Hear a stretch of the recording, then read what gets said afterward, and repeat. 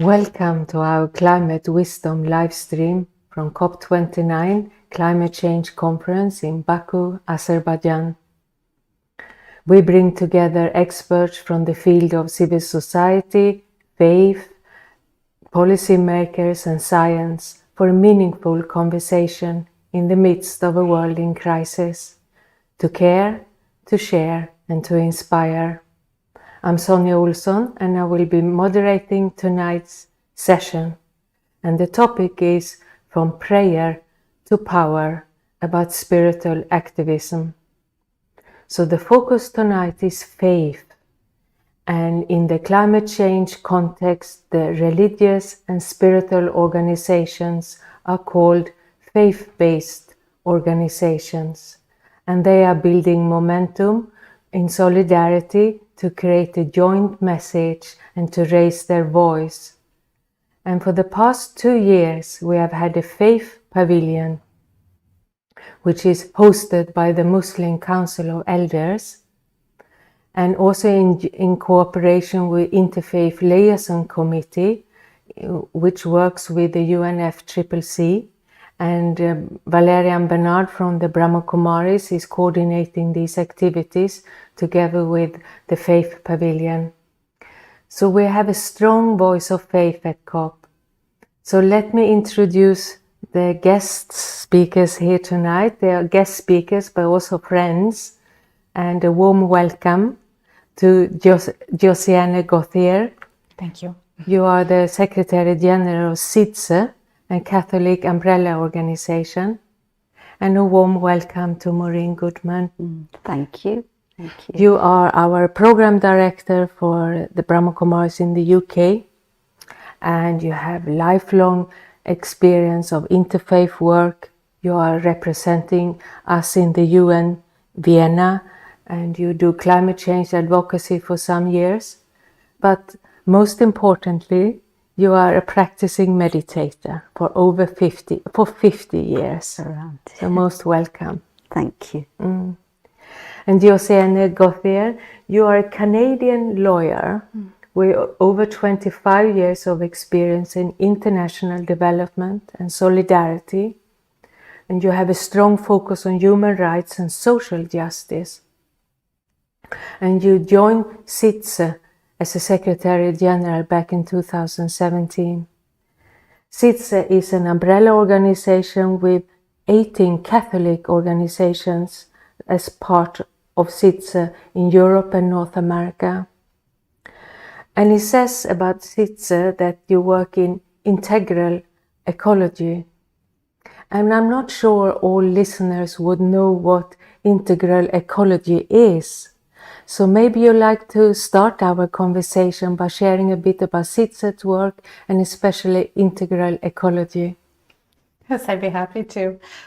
So integral ecology is a concept or an idea that's been circulating and gained a lot of visibility and understanding after Pope Francis wrote a letter to the world called Laudato Si.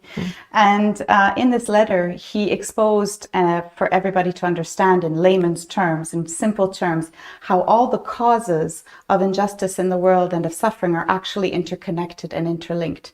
So quoting theologians from other parts of the world, he said, the cry of the earth and the cry of the poor are one cry. And this was a very big moment for Catholic thinking to understand that these were interconnected. This is a recent development for Catholic thought, but it's become very much the center of how we work on ecology and on climate justice. And for CIDSE, what it means is that our advocacy work, we try to work in a systemic way. So we address the root causes as being interconnected. There cannot be climate justice without social justice, without human rights, without peace. We have to connect the dots in the causes and then in the response as well. So our advocacy work is also linked to each other. Our work on human rights, on women's rights, on climate justice, on land rights, on corporate power. We interact our advocacy work and recognize the systemic nature and that it all stems from our own behavior and that our behavior in the so-called global north is intricately connected to the impact of communities and of our brothers and sisters in other parts of the world. And that sense of circular responsibility towards one another is what integral ecology is about. And you say integral ecology has changed the way the Catholic think in a way? Yes, yes. For a long time, Catholic thinking was thought to be quite centered on the human being. And it still is a very important element of the spirituality of the Catholic faith. However, there has been a better understanding of how we are all one, how we are all part of creation, and that we are not separate from nature, and that this has to change. And this changes how we look at the world, how we look at each other, and how we will behave going forward. And there's also a call to change, to convert in the heart, so at an individual personal level, but also in a community level, and then to act politically.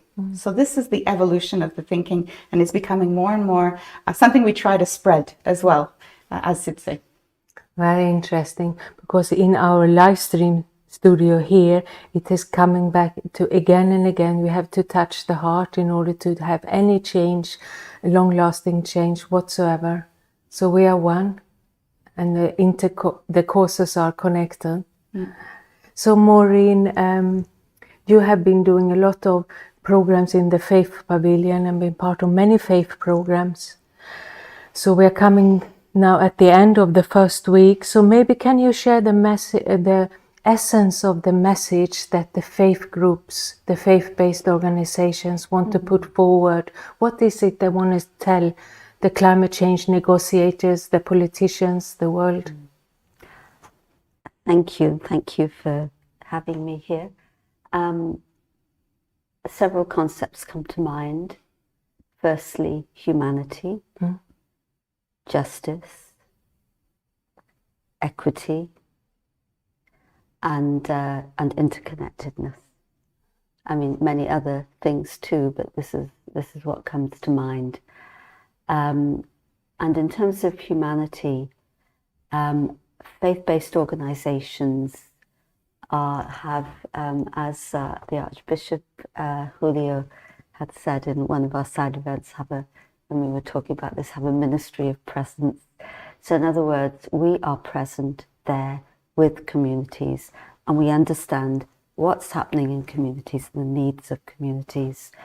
And I think the essence of the advocacy really is to put humanity at the heart of decision making, rather than the numbers, rather than the economics, and so on.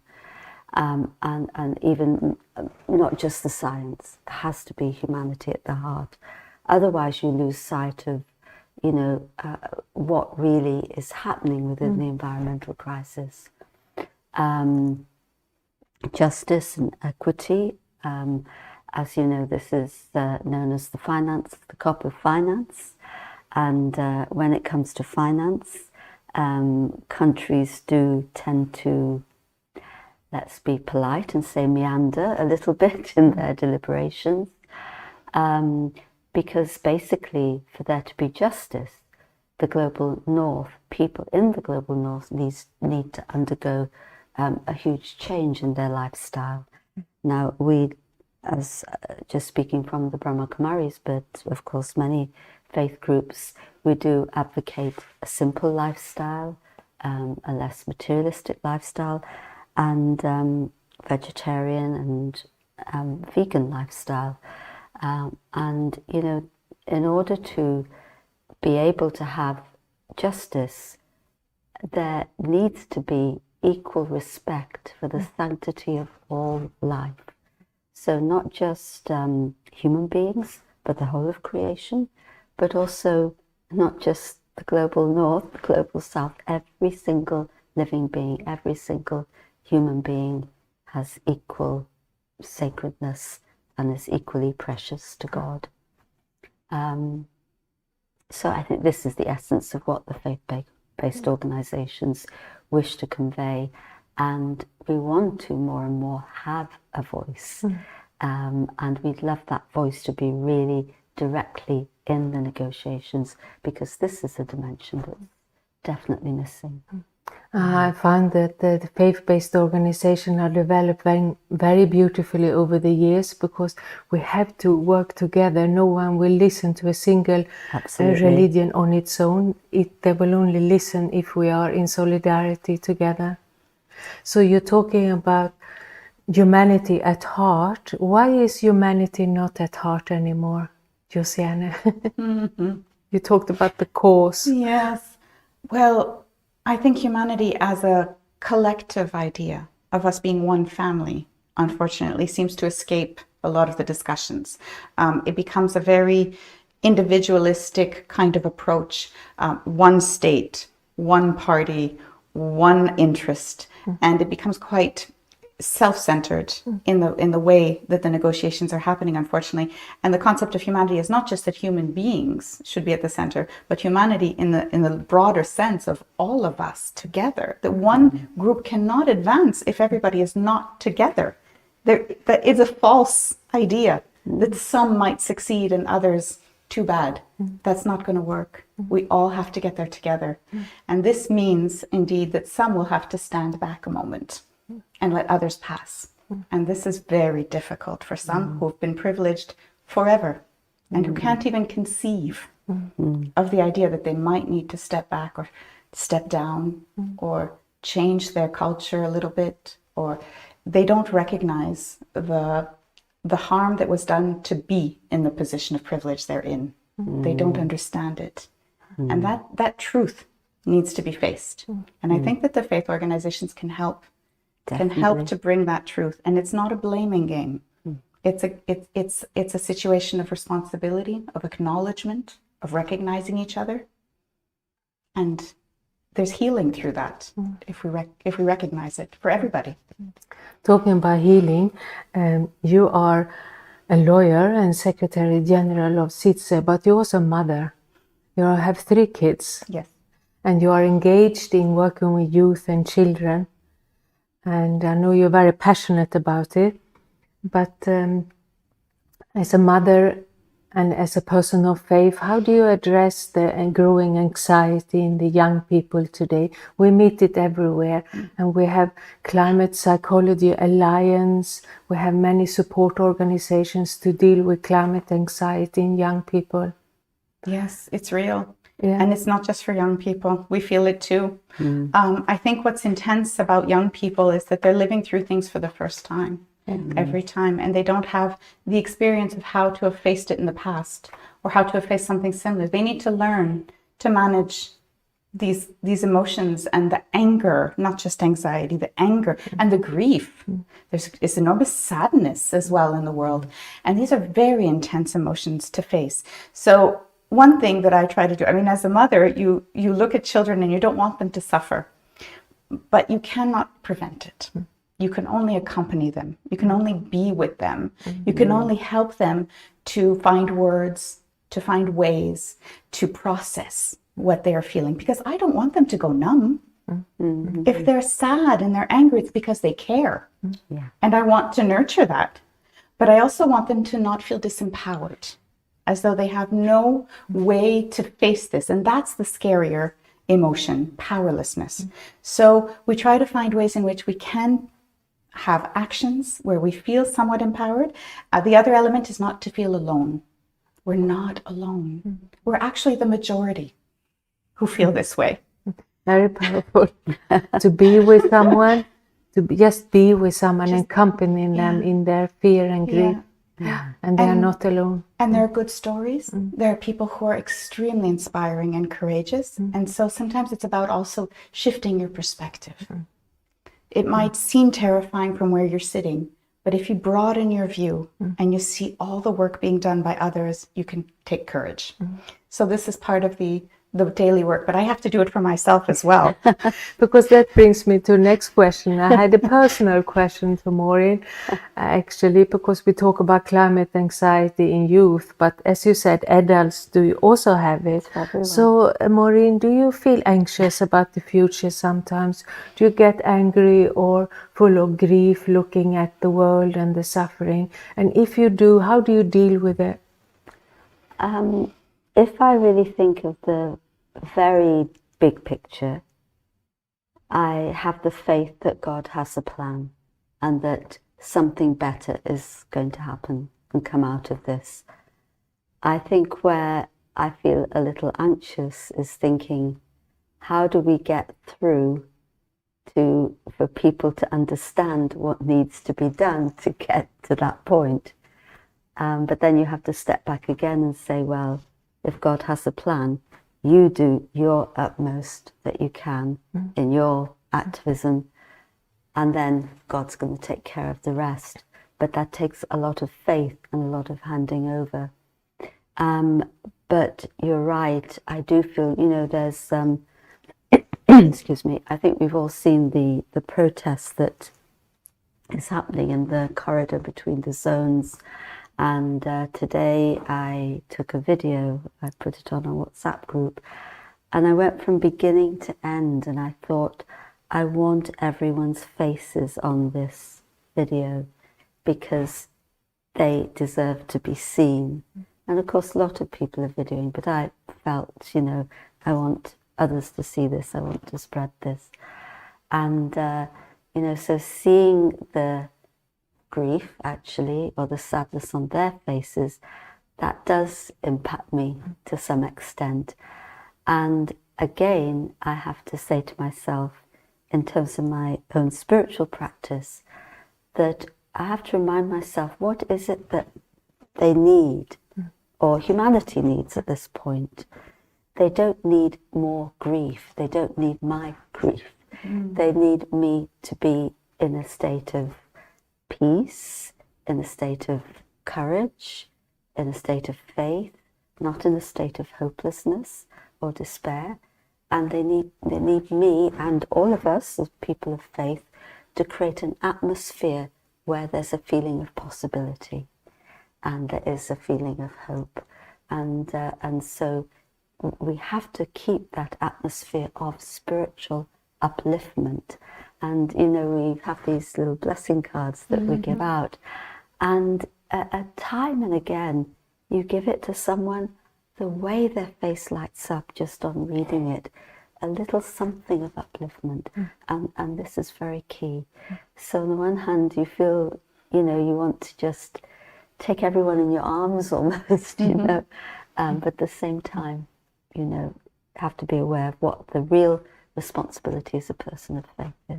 So you remember God's plan and you remind yourself you have to serve, and then you keep going. And yeah, definitely. Yeah. So staying on this topic, Josianne, you are facing a lot of information on injustice, and you see how the corporate powers take over.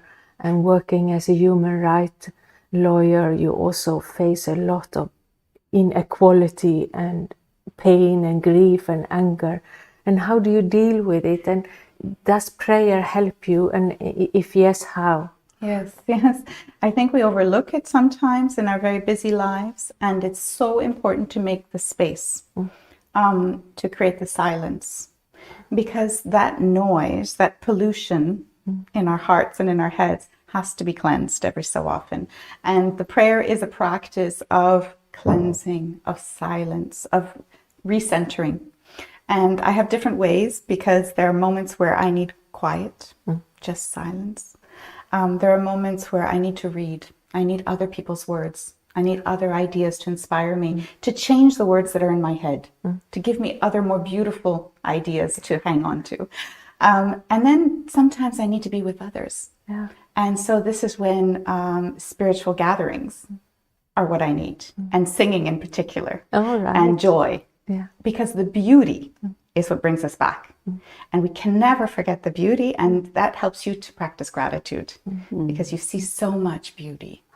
And that's the prayer that heals me, and I have to practice it regularly. I sometimes forget.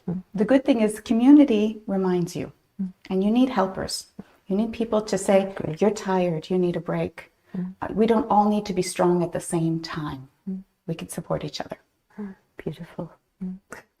Staying at this topic, I thought we could do a prayer now. Yes. I've asked Josianne to find a prayer for us, and we can do it together. I will take an excerpt from the Canticle of St. Francis of Assisi. How beautiful. Be praised, my Lord, for Sister Moon and for the stars, which you have set shining and lovely in the heavens. Be praised, my Lord, for our brothers wind and air and every kind of weather by which you, Lord, uphold life in all your creatures. Be praised, my Lord, for Sister Water, who is very useful to us, and humble and precious and pure. Be praised, my Lord, for Brother Fire, through whom you give us light in the darkness. He is bright and lively and strong. Be praised, my Lord, for Sister Earth, our Mother, who nourishes us and sustains us, bringing forth fruits and vegetables of many kinds and flowers of many colors. Beautiful. Thank you. Thank you so much.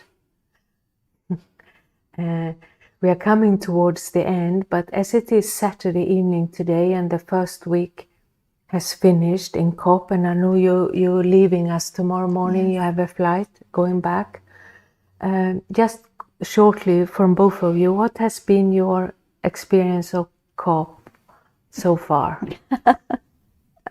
We talked about it before you came down. You shared some very essential observations. Yes, I feel that there's a great holding back.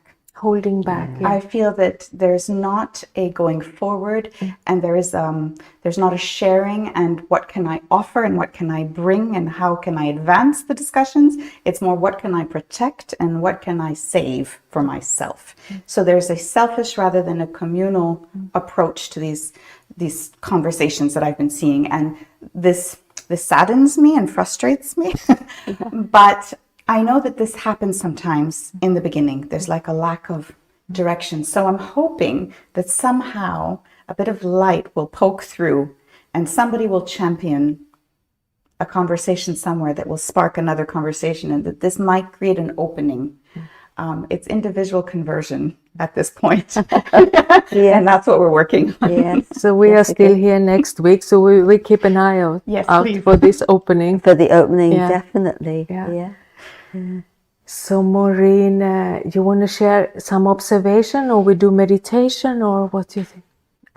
I'm happy to do a little meditation, maybe. Yeah, shall we do that? Nice. Yeah, because I think my observation is pretty similar. Yeah. And it is touching the heart of someone who will say, hey, what are we doing? Yeah. Okay. So let's have a meditation also. Yeah.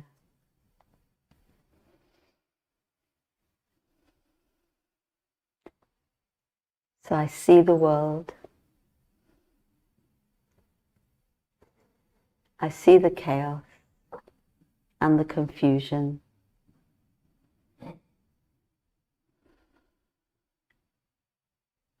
Yet I have to be the light, the candle in the dark night.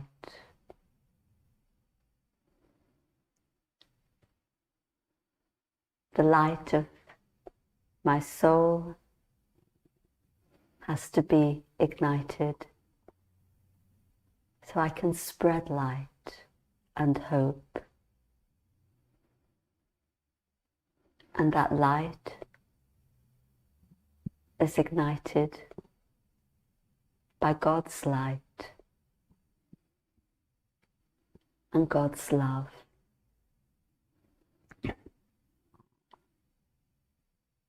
If I stay connected with the divine, my light remains lit. And from one light, many lights are lit. And the world becomes bright and fresh again. God is creating a new dawn for all of us and all living beings.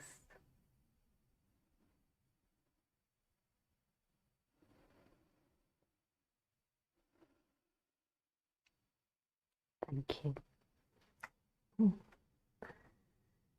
So this brings us to the end of our conversation. Thanks for the meditation, and a warm thanks to both of you for your contribution. Beautiful.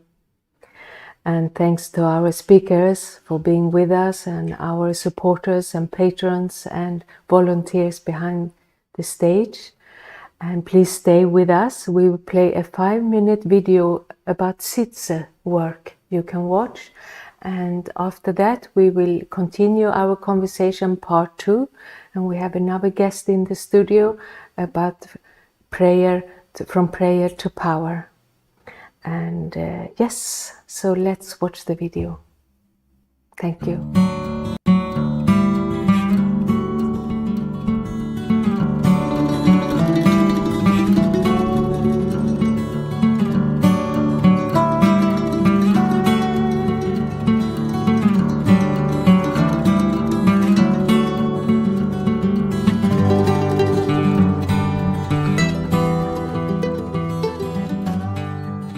Describe the vibe as being very calm, as we're given the opportunity to discuss some quite difficult topics and some quite thought-provoking topics. It's really full of benevolence. We can really feel that everyone is here for the same reasons. We came here from all of different backgrounds, but we can feel that everyone is really nice, that we came for good values. Everybody has just been so passionate about what we do or what we're trying to do here. Because all these people from all these countries, when you walk passing them, you always get a smile. When you want to talk to someone, there is always one or even more who want to listen.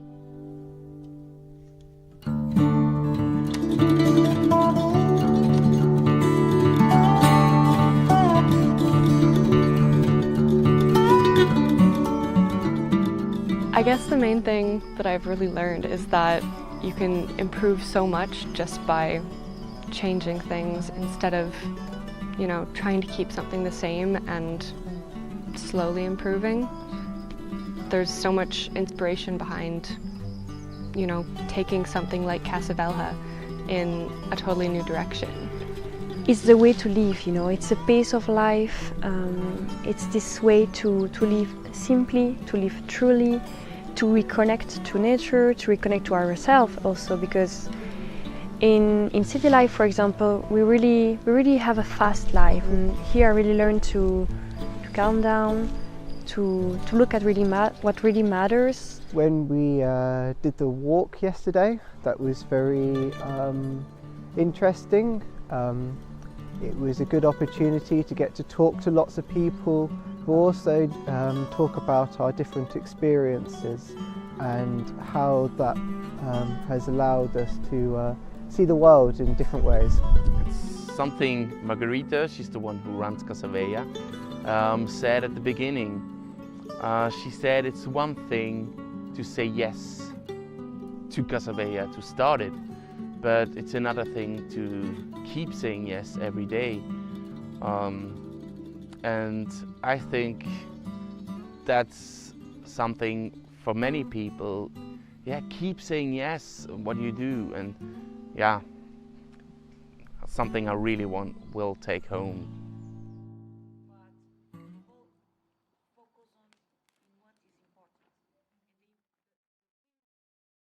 Dear planet. Dear planets. Dear planet. Dear planet, I thought I would let you know that there are people out in the world that hear your cries. I'm really sorry for all that we have made you live. I'm aware that we are not always good to you. I'm sorry for all the damage that we've caused and thoughtlessness of our actions for so long. As I have the chance to talk to you, I want to thank you. And I want to tell you that we're going to try to make it better. Even if we're not always doing good things, we're trying to improve ourselves. We're really working on it right now, so don't worry. I will use my abilities to promote the problems going on in the world today, to allow other people to understand what is going on and being able to act accordingly in order to better protect the world and everyone that lives on it. We're gonna try keep saying yes to you and to us, and we're gonna try to do it step by step. We're gonna start locally and we're gonna do it everywhere. We respect you and we're trying to do better. Hopefully we can make those changes and protect you.